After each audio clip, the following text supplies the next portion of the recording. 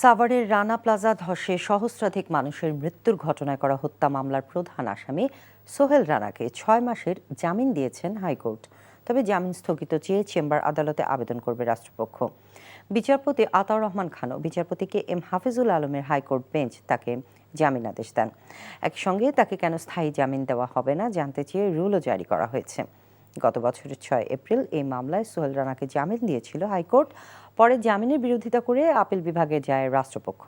সেই আবেদনের শুনানি নিয়ে ৬ মাসের মধ্যে বিচারিক আদালতকে মামলা নিষ্পত্তির নির্দেশ দেয় আপিল বিভাগ।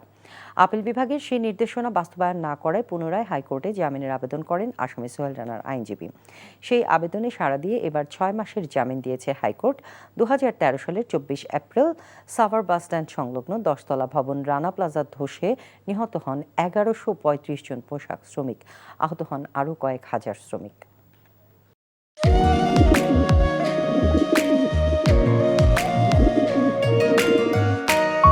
আমি রাশেদ।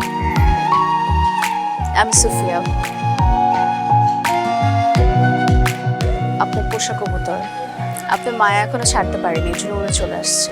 মায়া হচ্ছে ম্যাজিকের মতো, একবার মায়া বললে সহজে ভোলা যায় না। তুমি কি পাগল? আমি পাগল তো। সুফিয়া,